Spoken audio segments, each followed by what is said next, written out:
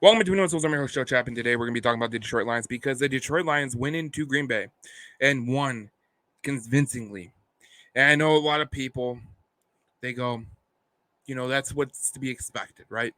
That's what's to be expected. I think it was the Lions should have expected to go in there and win.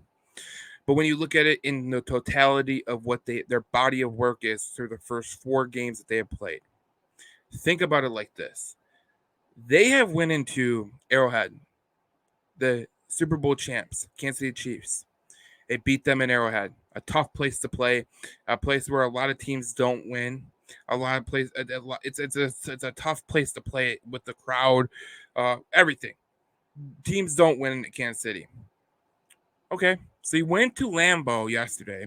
You dominated the Packers to a point where it was 27-3. It was you were outgaining them like 194-1 in yardage, and you absolutely dominated them to the point where that game wasn't even it wasn't even in doubt. Even when the Packers brought the deficit back to like 10, I was like it's over. They're not going to lose. Lions are not going to lose. This shows you everything you need to know about this Detroit Lions team. And I think that if you were a pessimist and you were saying, yeah, I don't think this team is going to be good, well, I think now you're looking at it and you're going, wow, this team is pretty damn good. Because what they have done in their body of work, like I said in the beginning, they went to Arrowhead, they beat the Super Bowl champ. That's a tough win. No matter how you win, you won. You went to Lambeau and you dominated the Green Bay Packers, your division rival, the only team in the division that's going to give you any strife towards winning the NFC North, and you won that game. Now you have a game where you're going to play the Green Bay Packers later in the season on Thanksgiving. You're going to play the Chicago Bears later in the year, so you're not going to play them before the bye week, and you're going to play Minnesota later in the year. The thing about it is Minnesota has 3 tough games on their schedule with Cincinnati, San Francisco, and Kansas City. So they have to go play some tough games. You played predominantly some of your tougher games just in this 4-game stretch, minus Atlanta. The Green Bay is a pretty tough game going on the road to Lambeau. I think it should breed a lot of confidence into Detroit Lions fans, because what the Detroit Lions did yesterday wasn't just something that you scoff over. You just don't scoff over it. They absolutely went into Green Bay. They tore them up.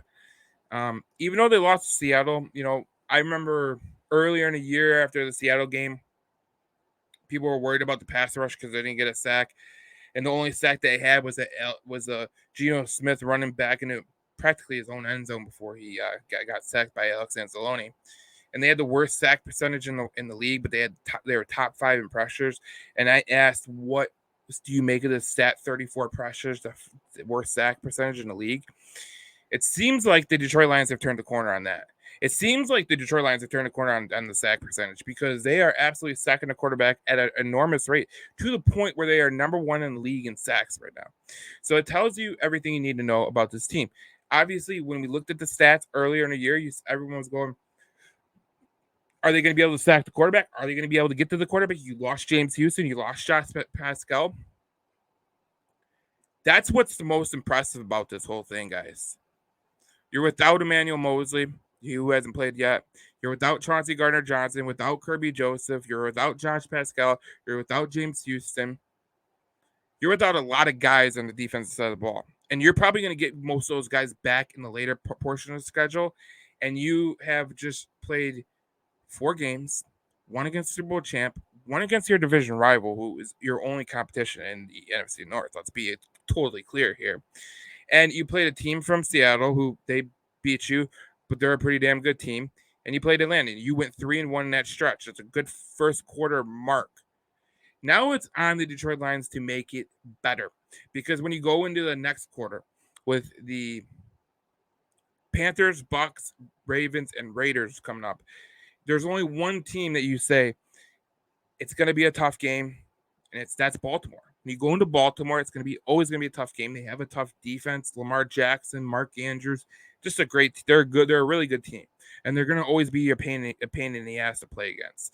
But when you look at the Buccaneers, do you really fear Baker Mayfield? No. Do you fear their offensive line? No, in Tampa Bay. Do you fear Carolina? No. Do you fear Vegas? Well, I almost said Oakland. Vegas? No, you don't fear them. That's 3 games where you should win those games too. Yes, you are going to drop a game along the way. That's just the way the NFL works. You're going to drop a game along the way, and you're going to have to win a game that you're not expected to win.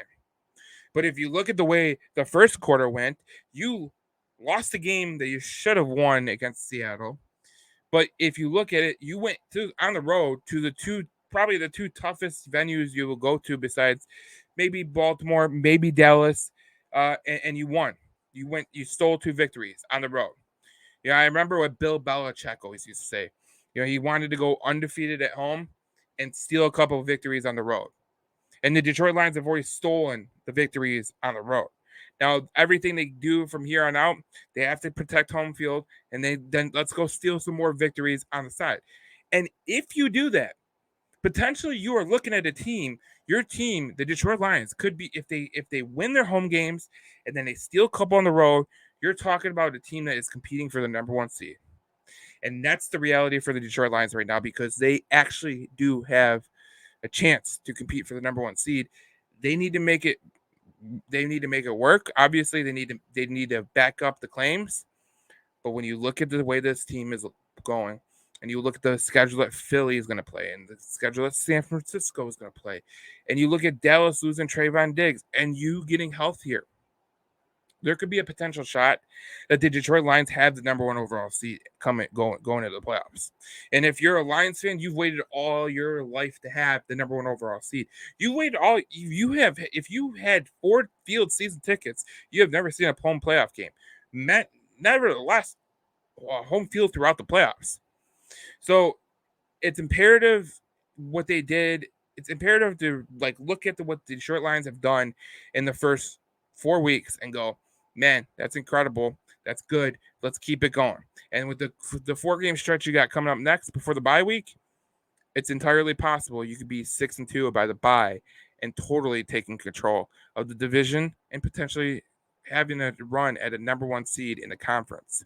It's going to be interesting to see what they do, but getting the Lions getting healthier will make it even better shot. And I think that if this team gets healthier and they make the right moves, this is going to be a scary looking team to go against because as you've seen yesterday, they're going to get to the quarterback, they're going to score points, they're going to run, they're going to destroy you with their run game, and you better stop them or it's going to be a long night.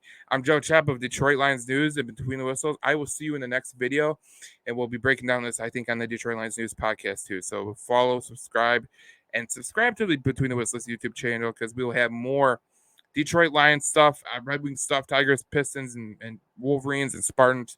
So please subscribe to the channel. I appreciate it. Have a good one.